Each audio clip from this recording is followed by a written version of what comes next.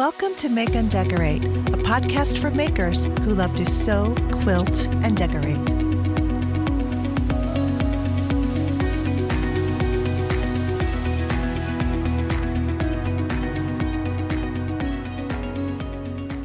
Well, hello, everyone, and welcome to the Make and Decorate podcast. I'm Stephanie, and this is Season 3, Episode 71. It is also the season finale episode. Yes, it is time for Season 3 to come to an end. But do not fret, because I will be replaying, posting previous episodes throughout the summer. And for those of you that are newer to the podcast, these will be new episodes to you. And for the rest of you who have already heard them, maybe you'd like to hear them again. Who knows? Like while you're sewing or, doing something creative. So that's what's going on with Season 3. And Season 4 will return in the fall. So another thing, too, is to make sure you sign up for my newsletter if you haven't already. Because I know I've sent out like a total of 1 or 2 newsletters in the lifetime of the podcast, but I will be sending one very soon with a link to something new. And I'll just tell you about it right now that it's coming. But I've created a new private community online group with Mighty Networks. So this is, let's say it's similar to Facebook, a Facebook group, but it's on Mighty Networks platform. They have an app for Android and iPhones, iPads, and the computer. And again, it's a private group and it is called Make and Decorate Friends.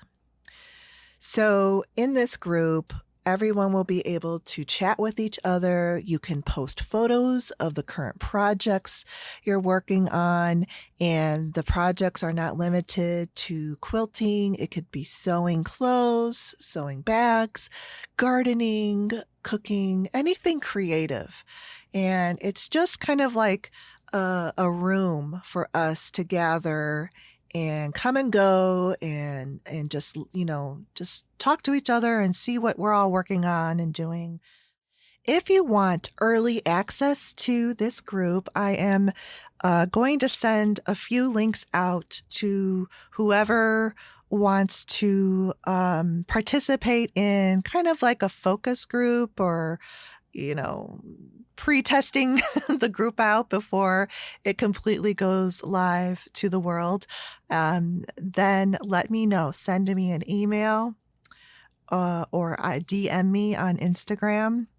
My Instagram is stephanie.socha. What is it? stephanie.socha.design. That's my Instagram name. And all this information will be on the podcast blog show notes. So here we are at the end of another month in 2021. We are at the end of May and heading into a Memorial Day weekend. It's a United States federal holiday, and it honors those who have served in our military and have died while performing their duties in the service. It's also a weekend where typically is the kickoff to summer. And so people get out their barbecues and do outdoor activities if the weather is nice, which the weather is supposed to be nice for us here in Chicago. So I will probably be planting more of my garden, and I'll talk about that in a few minutes. So in the last couple of weeks, I just wanted to update you on some of the things I talked about the last episode. I did finish everything for the 70th birthday party for my mom. So I finished the bunting, I finished her gift, the t-shirts and everything. So it was crazy, but it all got done, and I was very happy with how everything turned out. So I will post a photograph of the bunting. Turned out really cute. I did add some of the pom poms, not to every single one, but to across the pennants, the bunting, and did the hot fix crystals on the number 70.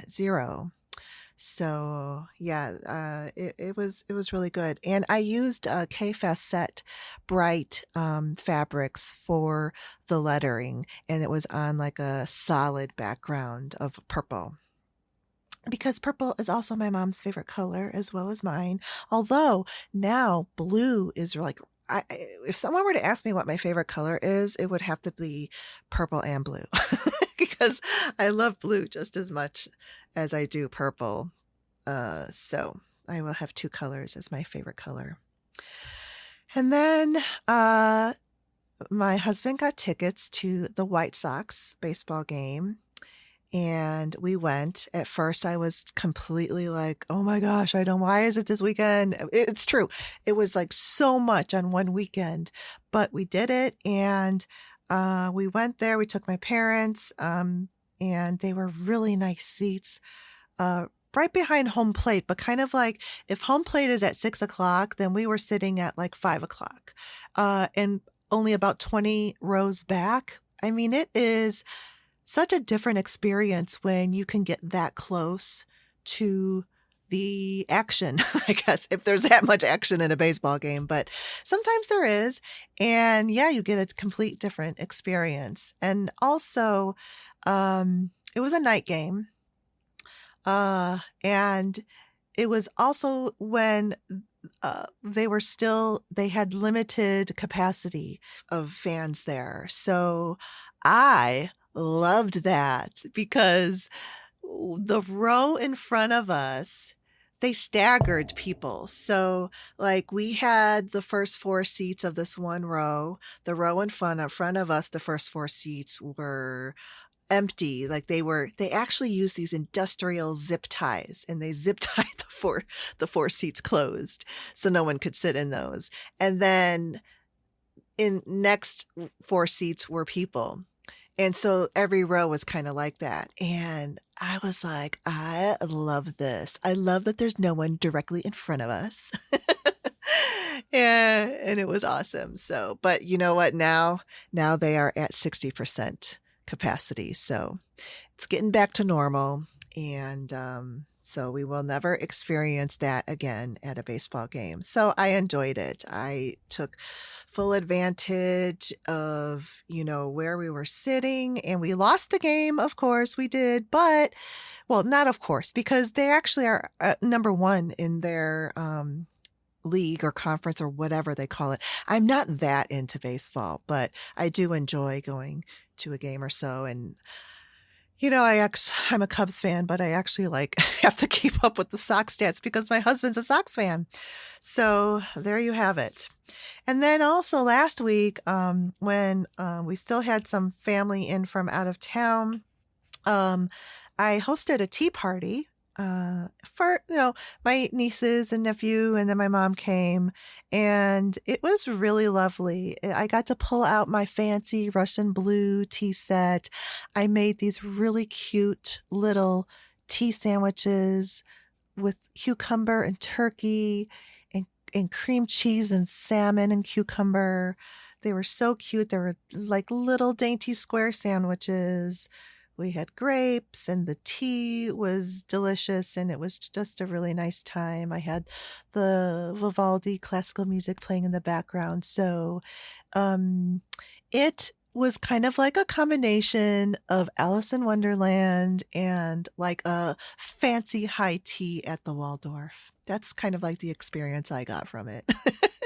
So much fun. And if you're a kid, I was just looking at, it was my niece's birthday last Friday as well. So we were kind of celebrating it all week for her, and she was having the best time. And I was like, oh, it's so fun to be a kid at that age. and to experience all this stuff and to have fun like that. Yeah, so it really was a good time, and it was a nice way to sort of end out the activities of the frenzied week ahead, prior to it. So, all right, sewing and quilting. So I already told you I got the bunting done. I also finished a bag I started a year ago. It's a Sew Sweetness free pattern. It's called the Clydebank Tote. And on the front of it, I did a block of, what is it called? Foundation paper pieced block from the Tartan Kiwi of the rainbow girl with the umbrella and the rain boots. So, and the reason why I did not finish it when I started it a year ago is because I put the lining on backwards. So when I went to turn it right side out, the lining was the other way. And so I was just like disgusted and like threw it in a pile to get to later. So because I was doing a presentation for my Modern Quilt Guild last Sunday, my topic was stabilizers out of the ordinary fabrics and recessed zippers. So this bag actually has a recessed zipper. That was already done though a year ago. I was 85% done with this bag a year ago. So this, working on this presentation for the guild got me inspired to like, hey, pull this bag out and finish it already, right? So I can use it. And that's what I did. Isn't it funny how certain things sort of just kind of inspire you or motivate you to get something done or pick it up again? And I've noticed a couple of things lately that have been doing that for me with my sewing and quilting. So I'm really happy that I did it. And all it took was like, maybe a half an hour to rip out all of those stitches. But, when you're in it, when you have done all of this work, and bags are labor intensive to make. If you're doing a bag that has all of the bells and whistles, linings, foam, the Peltex at the bottom, the purse feet, it's just, when you're in it, it seems like it is just another thing that is, the straw that breaks the camel's back. When you look at it with fresh eyes, like I did this time, I was like, oh, this is almost done. So once I got the lining off and then I started finishing it up, I was so happy. I was just like, oh my gosh, I'm so glad I picked this back up again and finished it, because I was 85% done. 85, 90%. So, and then quilts, I am not starting anything new. I am going to finish some WIPs, works in progress, a wedding quilt that I started last year. I only have a few months to get that done. And if I'm staying inside the proper etiquette of wedding gifts. The Baby Yoda quilt I have to finish, and a commission quilt. I've got some commissioned other projects that are going on as well concurrently. So that's what's going on for quilts for me right now. And then I am getting back into garment sewing. I've had this one project I mentioned last week, the Hollyoak skirt. Pattern by Cashmerette. I have fabric for that. Just a lawn by Robert Kaufman that I'm going to make that skirt in. But before I make that skirt, because I still have to get some notions, I need to get some buttons because it's a button down skirt. So in the meantime, I just started to look at some other patterns because I finally switched over my closet from the winter to the summer clothes.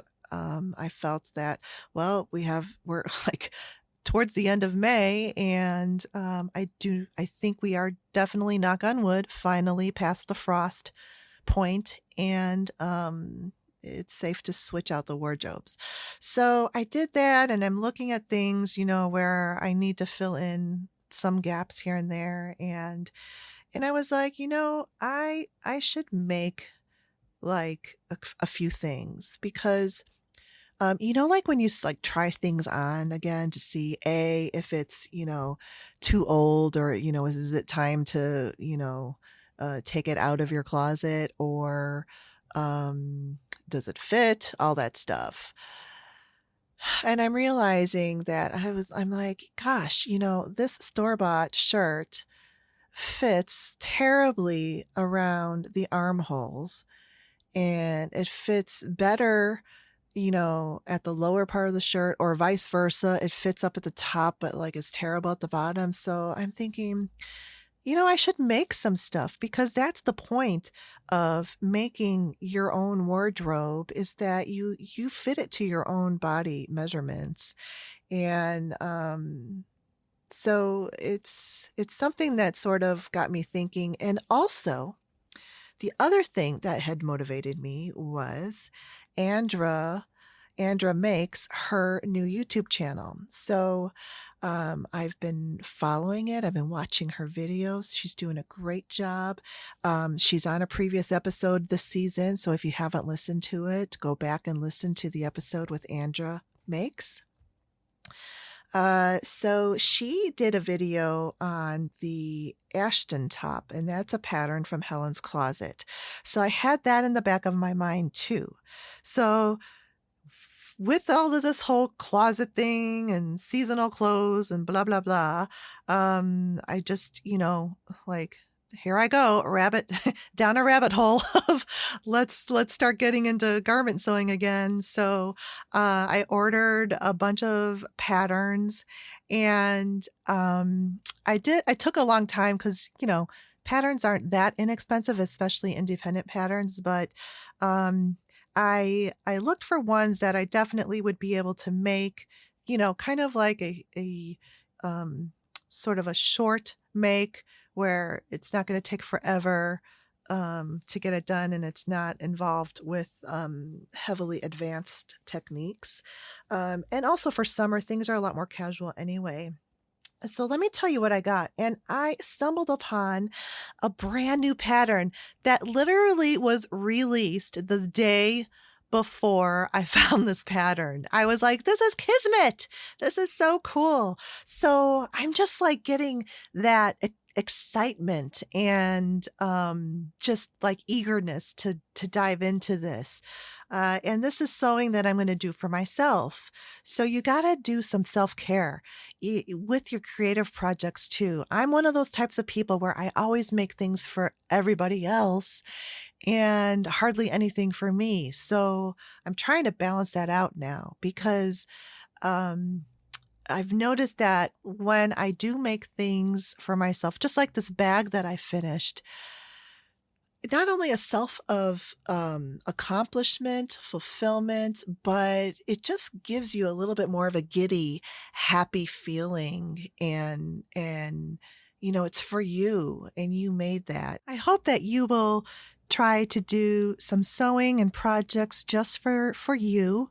And I think that it will actually help to refuel your creativity.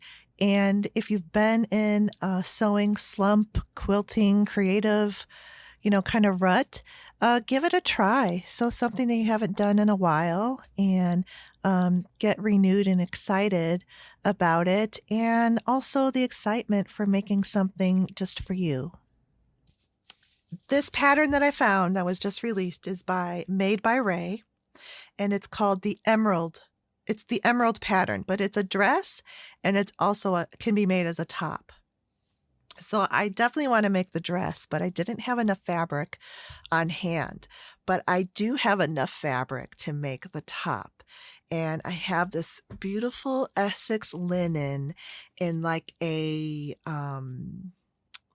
plummy purple, or it's the purple, but it's Essex linen, so it's not a strong purple. It's like a chambray. So I have enough yardage to make the top, and that's what I'm going to start with. And then the few other patterns that I got are the Ashton Top. I finally got that pattern by Helen's Closet. And I got the Ashton Expansion pattern, which has different styles of sleeves. And I got the York pinafore dress. The pinafore dress is like a cool modern version of a sundress. That's what I kind of liken it to. And it looks, again, more simple to make.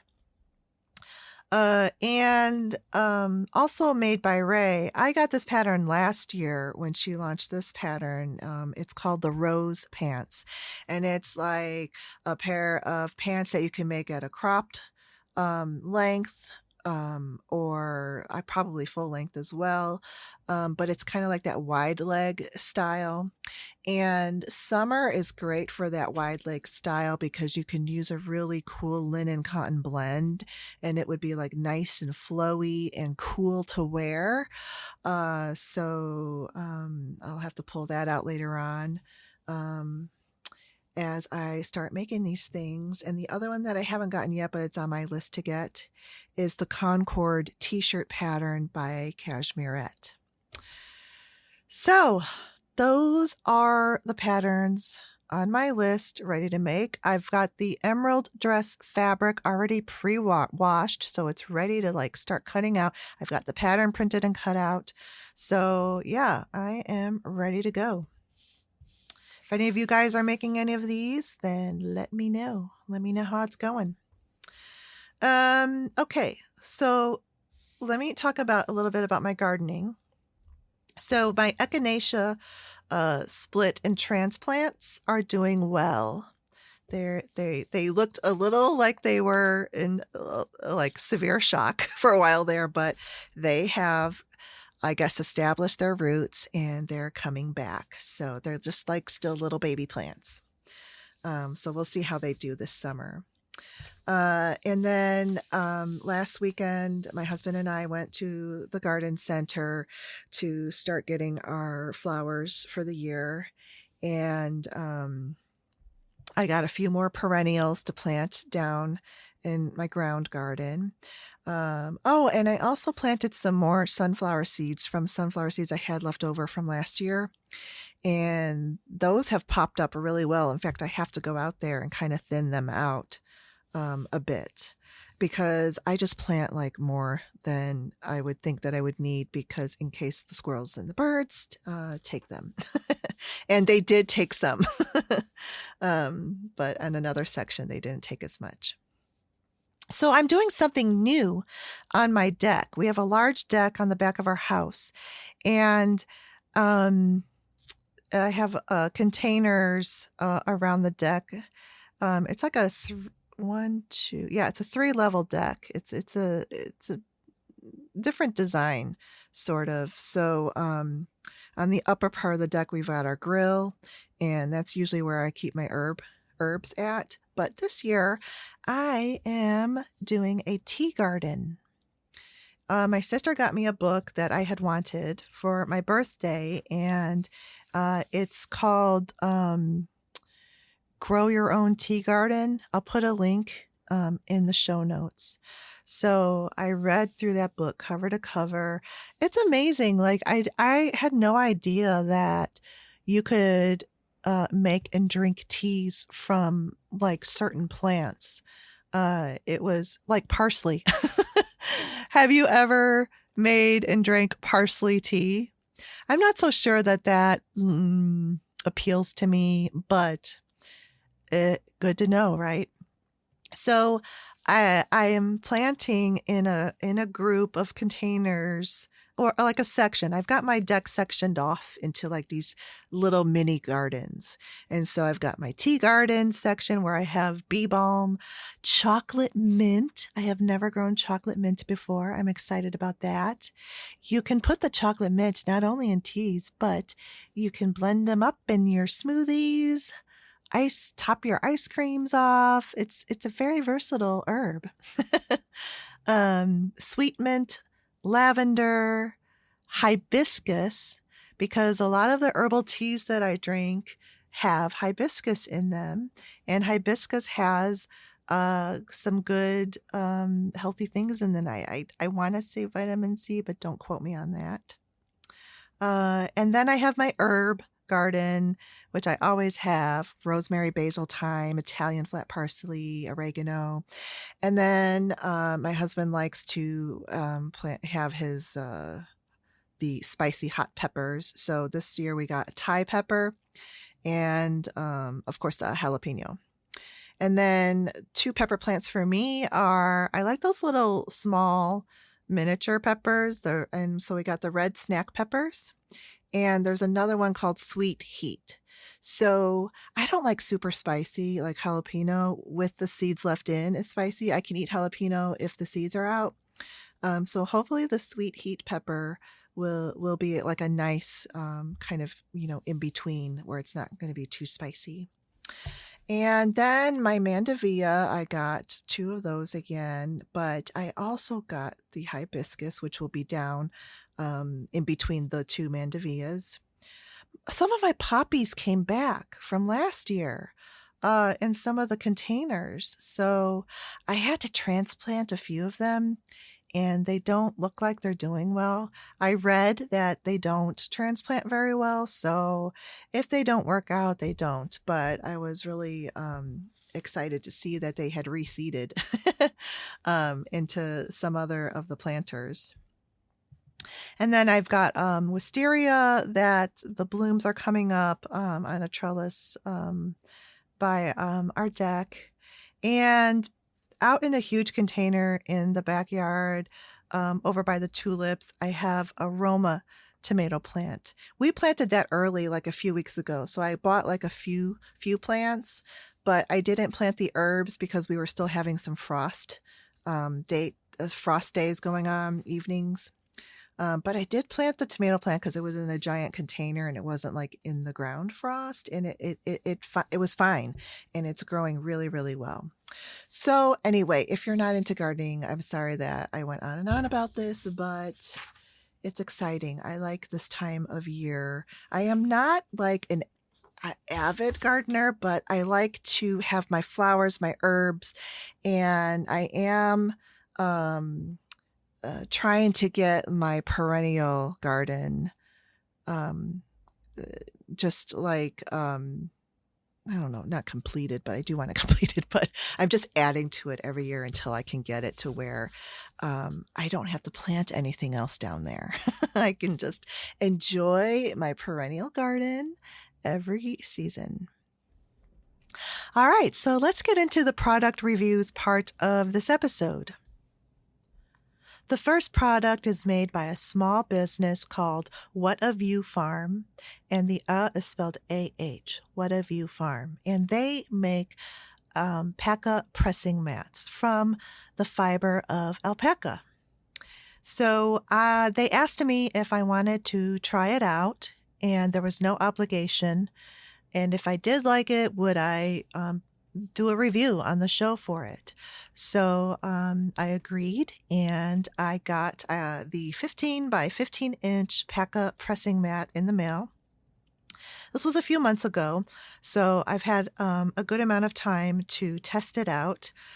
So let me tell you from the beginning of when I received the alpaca pressing mat. It comes in like a heavy-duty Ziploc bag, and in the package they recommend that you save it because you can use it to transport the alpaca pressing mat to any of your in real life sewing get-togethers or classes or whatever. So, and we're going to start doing those again, hopefully sometime soon later this year. And I opened it up, and the first thing I noticed was how soft it was.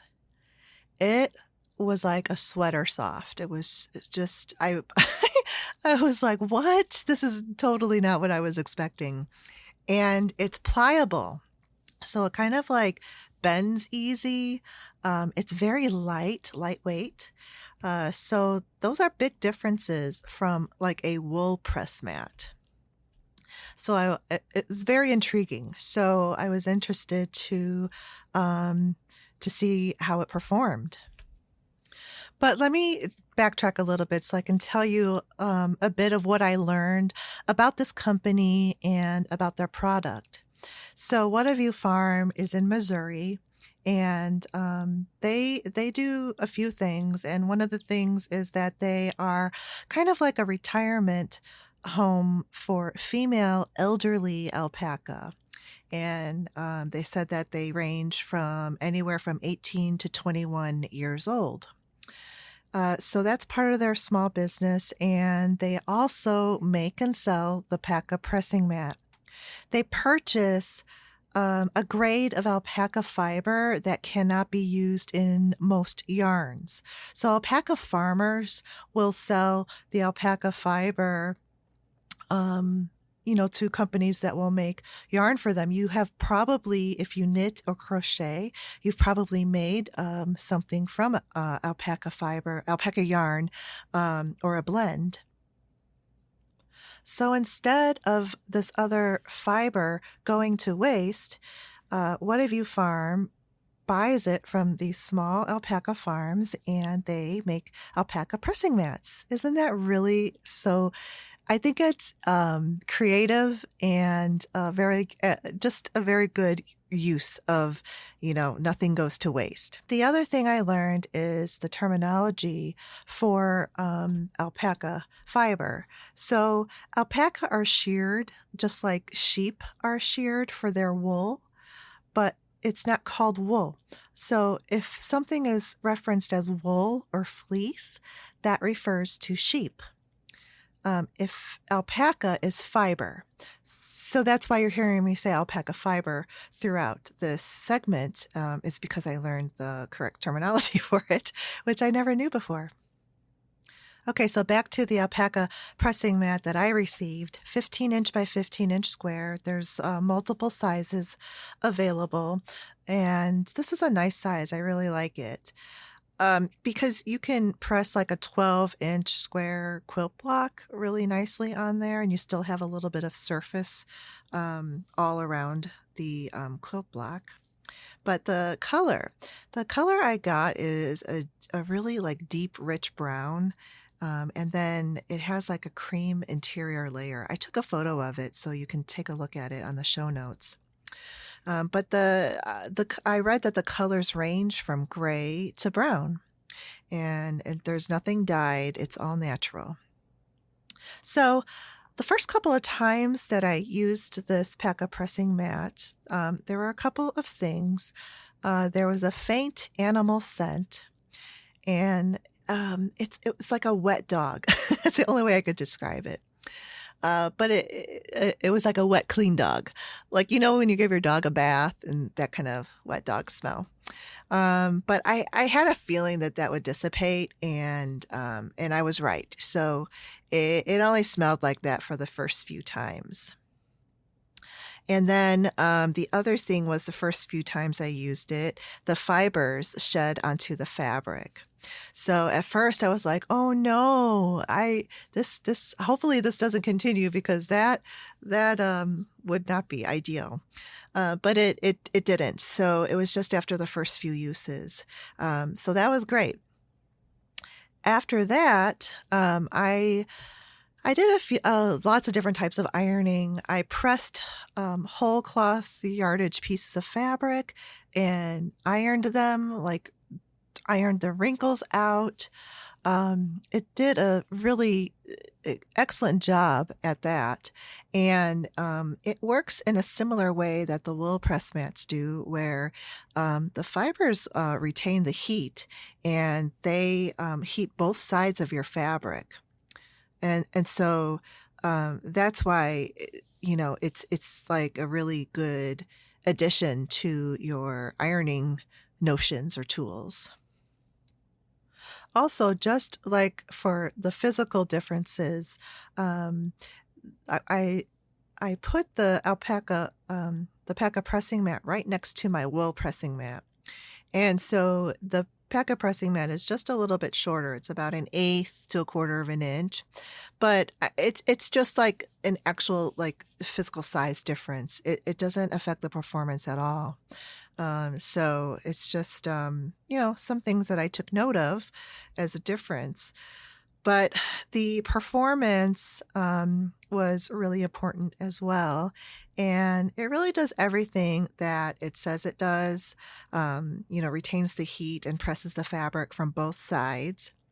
And I just used it by itself for a while just to see how I liked it, how it worked over time. And I was also like, is this going to be too soft?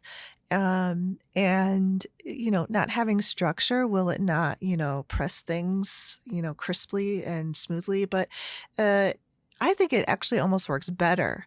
I don't know the science of how that works, but it's got to be all in the, the way that it's felted so many times, and gives it resiliency. So I was really amazed at the performance of it. And when I ironed fabric all the way across, so I put them side by side, and I was just ironing like yardage fabric, not quilt blocks. There was a visible difference in the packet pressing mat. So I think it does retain the heat a little bit better than the wool press mat. But the wool press mat, it works well. So it's just slightly, the packet pressing mat, I think is a bit better. And that results in like less time spent in going over and pressing and pressing and pressing. And you can use all different kinds of sprays on the packet pressing mat: ironing spray, starch spray, water. The wool press mats they recommend that you don't use any of those sprays. They're not fully washable. But the packet pressing mat is.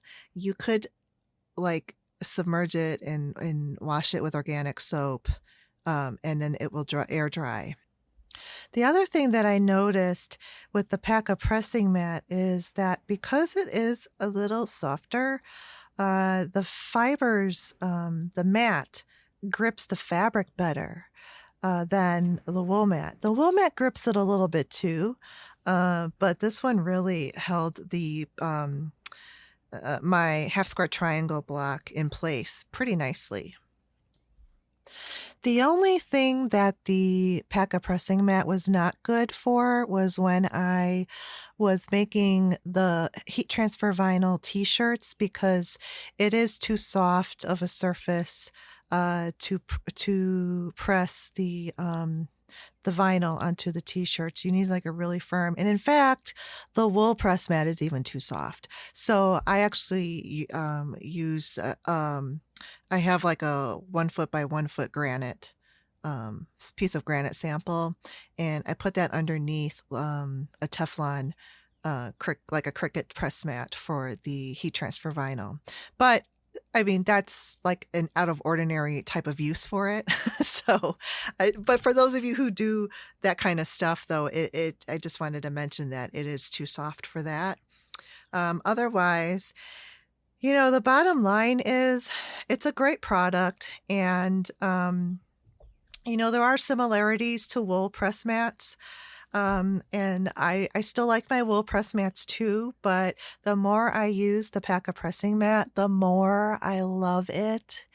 And when I use it, I think about just the ripple effect of supporting small businesses, and the fact that What a View Farm has created this product.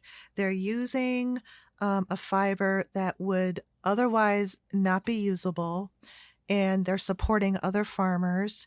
And we as quilters and makers can support What a View Farm, and it kind of ripples down to all these other farms. And it's 100% all natural. They don't use any binders or chemicals, and it's completely needle felted, many, many times. So I just really like this pressing mat, and I would say that yes, it is a luxury item. It's an investment. But I also feel like it performs so well, and I think it is going to last for many, many years. So that's my review on the Pekka pressing mat. Um, I just wanted to say one other thing because as I was preparing for this review, I also I was interested in the difference between wool and alpaca and or the wool press mats and how they're made. And they're the wool press mats, they're all of them like they're all made differently sort of. And some of them are organic and just 100% wool, but there's not a lot of those out there. So you really have to do a lot of research and to find out if that company uses chemicals and binders, because sometimes they will say it's 100% wool, and that it's F7 SAE rated. And that is like a super like technical term, but I looked it up anyway. And F7 SAE is a measure of weight, thickness, and fiber component. And it also means that it's only 80% wool. So in a wool pressing mat, you're probably getting 80% wool and 20% fillers and chemicals, binders. There are a few out there, though, that I did find were 100% natural, but they're hard to find. And I don't even remember. I don't remember which ones I found. But I will say the price point of those that were 100% pure wool were a lot more expensive. And you may look at the price points of the Pekka pressing mats as more expensive, and they are. But again, this is a small business, and it's 100% pure, no fillers and binders, and you're supporting small businesses. And I'm so excited because What Have You Farm is offering my listeners a promo code MAKE10. So if you go to pekkapressing.com and you order any size Pekka pressing mat, put a promo code in promo code is MAKE10. MAKE10. I'll put it in the show notes too. And this is going to be good through September.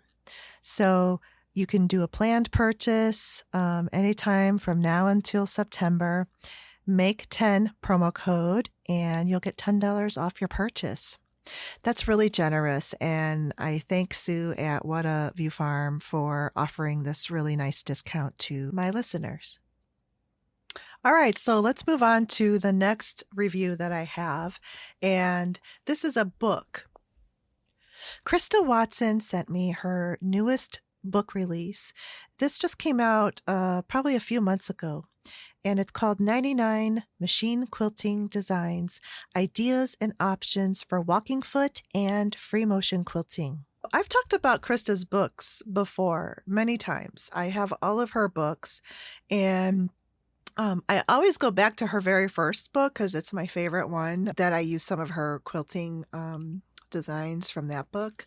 But this new one is in a different format, and it's more like a reference book, which I really appreciate. I like this format, and because when you are done with your quilt top and then that dreaded question of, well, now how do I quilt this? Or at least that's what happens to me. Just a quick timeout. I apologize for my raspy voice. It's full-on allergy season, so hopefully you can bear with me, and I'm going to try to edit as much as I can. And it's such a great handy reference because it is a very simple layout with all of the pertinent information and just what you need. So you can quickly find what you need, and all of the information is there. And So at the beginning, she does talk about walking foot and free motion quilting tips, which is nice. And what else? Then it just gets right into the 99 quilting designs. Some of these are, kind of basic, like a stipple, but it's nice to have it in this book. Like this is a really good, like, let me go see what quilt design I want to incorporate into my new quilt.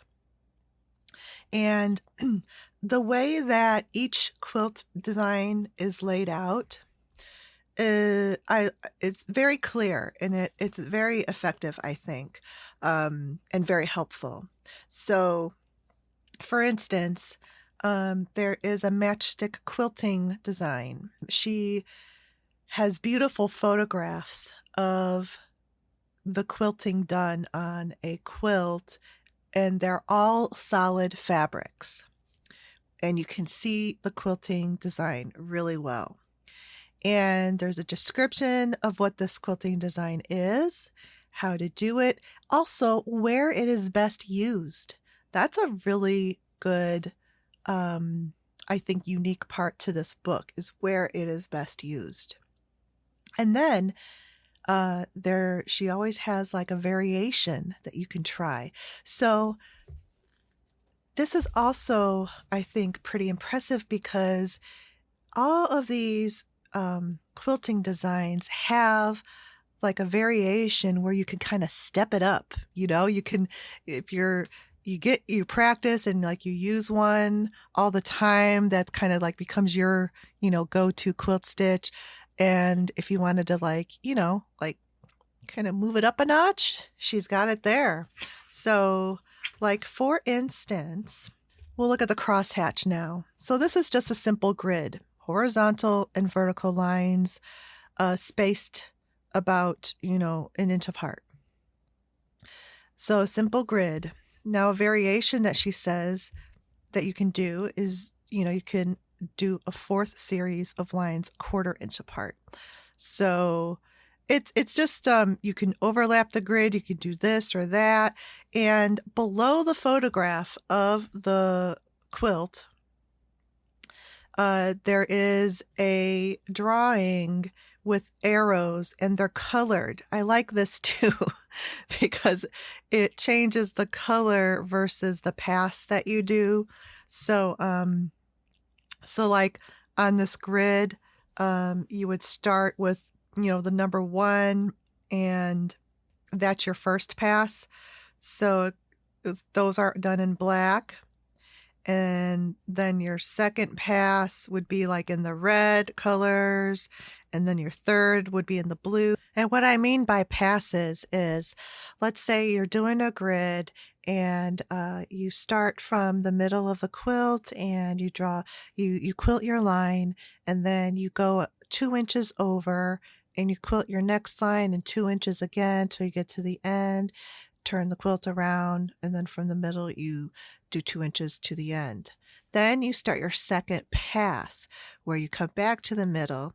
You use that first line that you quilted, and let's say now you want to do it 1 inch apart, and that will give you 1 inch vertical lines. If you did a third pass, then you might have 1/2 inch vertical lines. So every pass you do, you're making the space, you're making a repeat in the space smaller, with more lines. So it's very easy to follow. I sometimes find that some quilting diagrams, and then you have all these arrows, they're all done in just black ink. You don't know where they start or they finish, or like in the middle, where exactly does this go? It's very hard to figure out. This is very straightforward, simple, and the color coding works for me. I'm definitely like a color-coded type of person. I love it. So, so I pretty much read this book cover to cover. I looked at all of these designs. It's really cool. And like one of my favorites, this shattered lines quilt pattern is in here because you can't get the shattered lines wrong. They're like overlapping straight lines at all different angles that are just random. You decide where you quilt those lines, and it makes a really cool quilt pattern. So let me just read to you. This is on the very back outside of the book cover. So I don't think Krista will have a problem with me reading this, because you probably can read it on her website or wherever her book is sold. It says, "Give your quilts a fabulous finish." Award-winning machine quilter and best-selling author Krista Watson presents a new collection of dynamic machine quilting ideas. Gain insight and inspiration from step-by-step instructions for 35 walking foot designs and 64 free motion techniques, plus dozens of variations. Each design includes a photo, a description, and a diagram to set you up for plenty of machine quilting success, even if it's your first time quilting on your home sewing machine. So that's pretty much everything that I kind of said without even realizing that it's right here on the back of her book. So again, not sponsored, but you guys know that I love Krista Watson. So and I have been quilting with her machine quilting designs for a while. And when I first started quilting, I took 2 classes in person at local quilt shops, and both of them were just miserable fails. And it's just that I don't know. I learn in a different way, I guess. And when you're in a class with a ton of people and you really don't get that one-on-one is one thing. Because machine quilting and free motion quilting, it requires a focus and it's a technique. These techniques they feel odd because when you're first learning, you have never done that before, and you have to develop a muscle memory with your hands moving the fabric around. So, unfortunately, the quilt classes that I took just didn't have that. And they were very intimidating. They started you out on, we did start the one class on a basic meander, but then we were shown like 10 other designs, and we were only allowed to practice that design for like 2 minutes.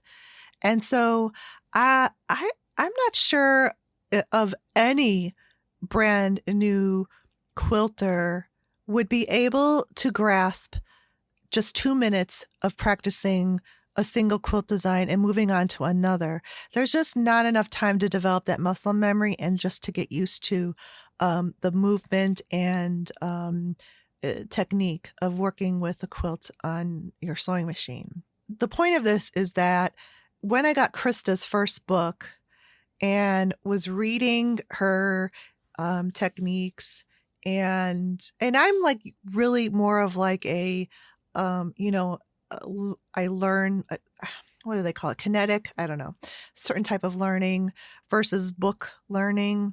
I do better if I'm shown something and then I can easily, pick it up better than if I'm reading it in text. But because her book has these beautiful photographs and her descriptions are precise and not too much detail and not too little detail. And there's they start off with a simple, basic design, and then you can add on to that variations and create more, detail as you feel comfortable. So this is why I really love her series of machine quilting books. Because first of all, not all of us have access to in-person learning, and if we do, it may not be the setup that's right for you as a beginner machine quilter. And also, in the last year and a half, we've not been able to do in-person classes. So, that's why I enjoy the books. And that's why this book, I just really enjoy it as a reference book. I mean, I will always go to this and look at what designs are in here. And sometimes I just get reminded of like, oh yeah, this design's in here. But let me tell you, so I did, and I'll put a photograph of this in the show notes, but I did um, a practice quilt sandwich, I guess you would say. And this was in preparation to quilting my niece's baby quilt. So I kind of like made like a mini size quilt where I practiced all of the designs that I had chosen for this quilt.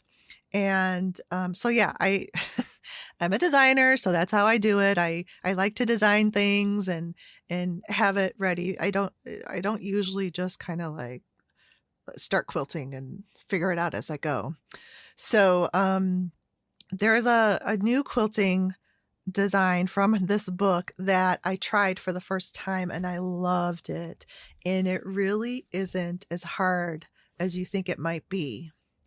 It's called the Pendant Hearts. And I did this on a small border on the quilt. So it was probably like an inch and a quarter wide border. And it was perfect for this design, heart pendants. So that was a really fun new quilt pattern that I tried from her book. And she does this. You can do this with any shape. She did it with triangles and boxes. You can do it with swirls. I mean, the options are endless. And that's the other thing. Like, she gives you a starting place, and then you can take it to wherever you want it to go, whatever your creativity and your imagination brings. And and maybe pick like a couple and stick with those for a while until you get your muscle memory. And then you just keep adding on to it. And I personally like to mix straight line with free motion, although I really like free motion better than walking foot quilting, to be honest. I don't know. I feel like it's more free and creative and less confining, but also walking foot quilting, you have to turn the fabric. And when you get used to like being able to move your fabric in all directions with free motion, then I get a little impatient with the walking foot. However, there are some instances, and I don't like eliminate walking foot quilting at all. I still use it. But I like to combine walking foot and free motion, and Krista does that a lot too. In fact, Krista only quilts with her domestic sewing machine. I think that's another reason why her books are very effective, because she produces all of her quilt designs on a domestic sewing machine and is able to describe exactly how to do it and how to move your fabric, and in the beginning give some tips on things about your machine that you can set up for more successful quilting. So I really like that she also quilts on her domestic quilting machine. I know that there are other famous quilters out there, and they have beautiful free motion quilting designs and stuff. But when I try to learn like from their videos or whatever, if they're doing it on the long arm, it is totally different. And it's hard to translate that back to your domestic sewing machine. So that's another important thing that I think is great about Krista's books. And just for you guys, my listeners, Krista has also given us a promo code to use on her website, kristaquilts.com. You can get this book there. You can get her fabrics there, patterns, quilt patterns. And with the code podcast, you will get free shipping. free shipping. Who does not love free shipping? So anyway, that is really generous of Krista and of Sue at What Have You Farm for giving you guys promo codes. So go ahead and check out their websites. And the free shipping is not just on her book, it's on your whole order. So again, the code is podcast. I hope you enjoyed these reviews.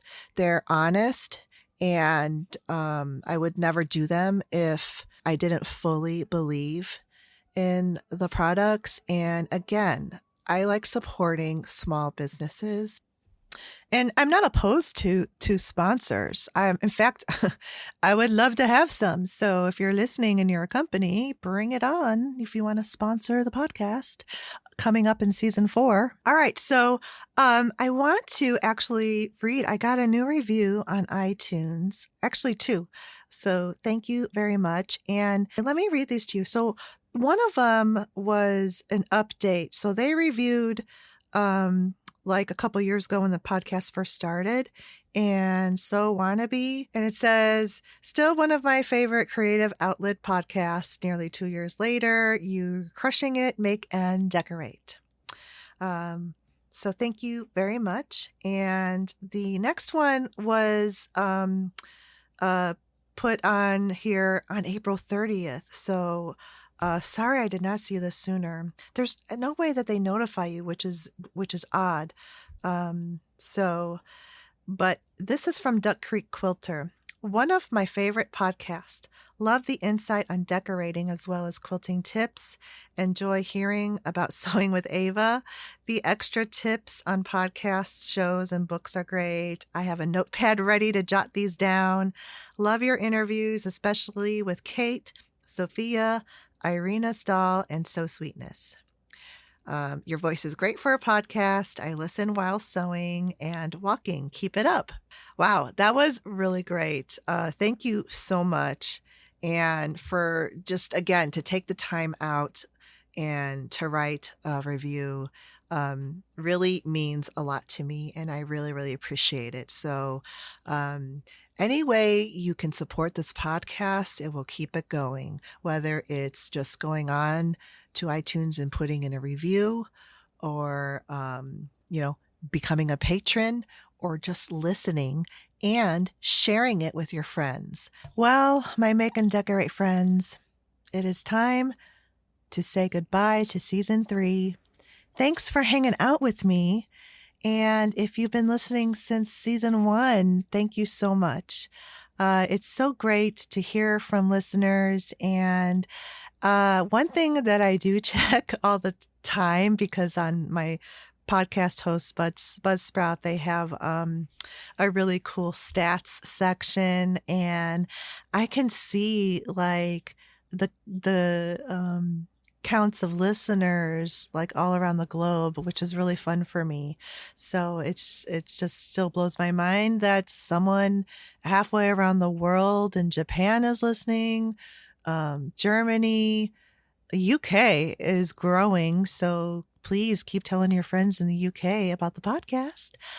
Canada. So yeah, just thank you so much. And I'm working on some interesting things for season 4. Again, we'll stay in touch. I have got to get this newsletter out. I've got to finish setting up this Mighty Networks online group for Make and Decorate friends. So that's it. I wish you a lovely Memorial Day weekend and a wonderful summer ahead. And let's hope that the next time we meet on the podcast, that we will have been able to meet and sew with friends in real life. Okay, take care, everyone. Bye-bye. If you would like a bonus episode every month, become a patron and support the Make and Decorate podcast show at my Patreon page, Make and Decorate. For extended show notes with links and photos to what we've talked about, visit my podcast blog at makeanddecorate.com. And remember to take some time for yourself to be creative. Bye-bye.